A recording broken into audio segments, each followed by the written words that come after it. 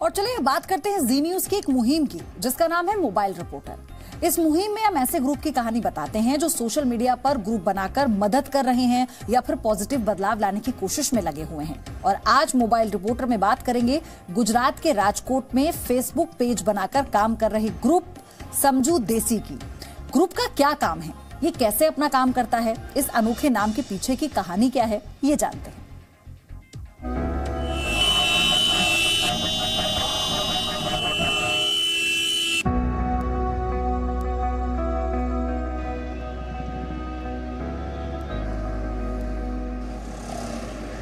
मैं राजकोट से दूर एक ऐसी जगह पर काम कर रहा था जहां पे बिल्कुल साइलेंस था।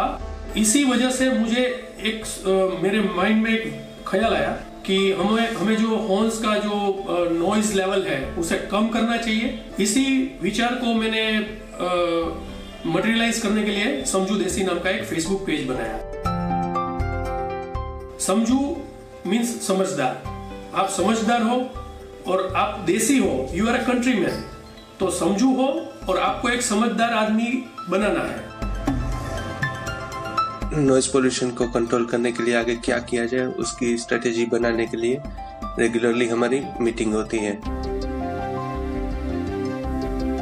जो भी ऑडियंस है, जो भी हॉर्न बजाते हैं, उन लोगों को उनके ही लैंग्वेज में, उनके ही तरीके से समझने में आसान पड़े और उस जो संदेश हम दे रहे हैं उस चीज का उसके ऊपर असर हो, उस तरीके से हम लोग क्रिएट करते हैं।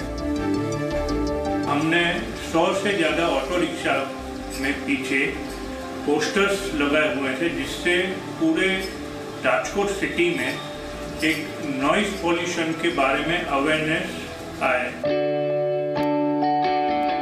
ध्वनि प्रदूषण कम करने के लिए ये लोग काम करते हैं और इन लोगों के काम में ये हमसे सहायता भी मांगते हैं, तो हम इन लोगों को सहायता प्रदान करते हैं।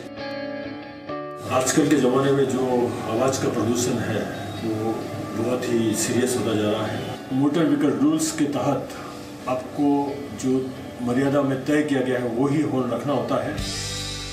हॉर्न की वजह से जो नुकसान होता है वो अंदर के कान को होता है और अंदर के कान को हुआ नुकसान कभी रिपेयर होता नहीं है। पिछले 3 साल से मैंने देखा है कि इस दिशा में काफी अच्छे प्रयास हुए हैं। आगे जाके भी ये प्रयास जारी रहेंगे तो अवश्य नॉइज पोल्यूशन कंट्रोल होगा ही, ऐसी मेरी उम्मीद है।